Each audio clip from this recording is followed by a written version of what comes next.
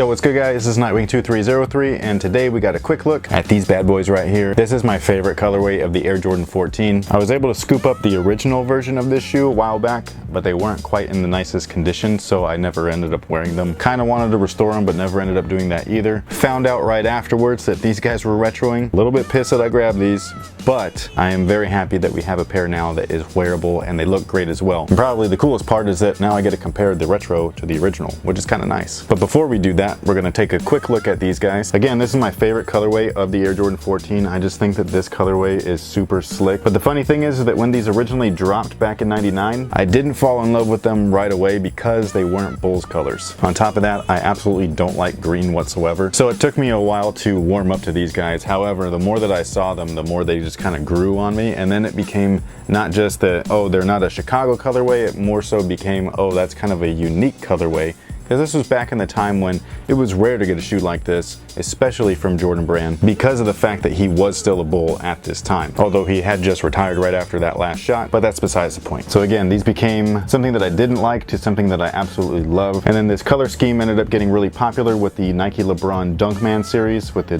LeBron 7, but Jordan Brand did it first. Kind of cool. Now, something to consider while comparing these two is just how good they actually made this retro. Like, they are super similar. It's really impressive. The Air Jordan 12 was a good retro this year, and this is just as good as that. Actually, these might even be a little bit better. Something they weren't able to replicate though is the original smell of the 14.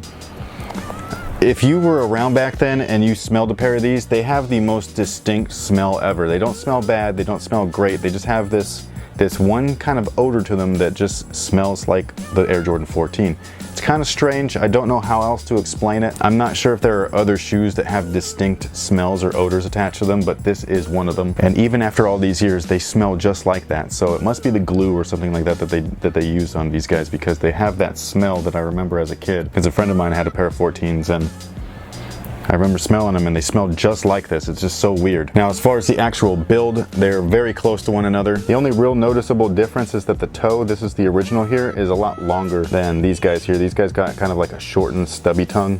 Not tongue, toe. I don't know if you can see that, but this is the OG and then this is the retro right there. But they got that tumbled leather just like looking perfect. It's crazy. And then another thing that's different is the coloring of the logo on the shield emblem. The original is just like a weird brighter green, and then this green matches the rest of the accent colors. So on the OG here, this guy was just a different shade of green than everything else that's on the shoe. Outsoles are pretty much identical. Obviously one is worn, one is not, but the shank that they have right here, this is a matte black and then this is a glossy black on the original. The originals also have a glittery kind of like glossy paint on the midsole, and then these guys don't have that either. Tongues are very close. This was the one thing that I was really surprised with, and I'm talking about the tongue height. The OG might be just a slight bit taller than the retro, and I'm not mad at that at all because some of the retros have a really awkwardly high tongue that the originals never had. Now, something that the retro does better than the original, surprisingly, is the quality of synthetic suede that they used. So the material quality on the toe and the collar panels right there is just a nicer suede than what they use on the OGs. The OGs are like a real rough, kind of like almost long-haired synthetic, and then these guys here use like a really nice and smooth, like short-haired synthetic. So I really dig that. I love the way that they did the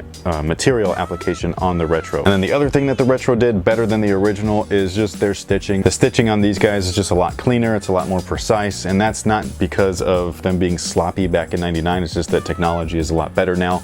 So computerized stitching methods and things like that are just a lot nicer on these guys. I don't know how we're gonna see it, but the tongues, like the actual Jordan text, it's just a lot nicer on the retro than it is on the original, even though they look almost identical. And then of course the Jumpmans and things like that look better on the retro stuff than they do on the OGs. But again, other than that, they're almost identical. Something that I found interesting is that they put a ton more padding in the retro, and I'm talking about the collar area here. So these guys, this is the original. They had a really nicely like memory foam style padding on the sides, and then they left the back here a little bit looser so that they would cup and fit the Achilles area a lot nicer. Whereas on the retro, they stuffed the shit out of it. I mean, this is just like overdone, like Nicki Minaj's ass. Which is why when you wear these things, sometimes they fit really snug and tight at first until you break in that back collar area. As far as fit, I would go true to size. That's what I personally wear. If you're wide-footed though, half a size up is probably going to be a must, and some wide footers, they just might not even like enjoy the way that these fit all together. So if possible, try them on in store just to make sure. As far as their tech specs are concerned, they have a Phylon midsole and then heel and forefoot zoom air. The originals had a really awesome zoom air unit in the forefoot. It was a 4-chambered articulated unit, and then the new ones, the retros, they don't. It's just a regular kind of like oval shaped thin zoom bag. It's like what they use on all of their other stuff, like the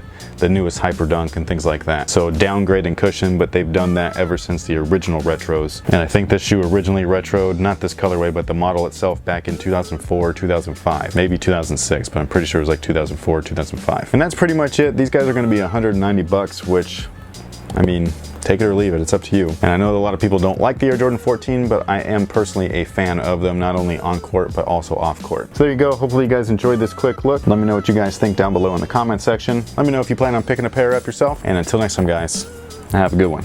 Problem, while dust will get in there and you will have to wipe periodically, the grip on these things are insane. And on top of that, you can see that it's just multi-directional. This goes everywhere. But overall, the traction here was fantastic. As far as cushion, we've got full length boost.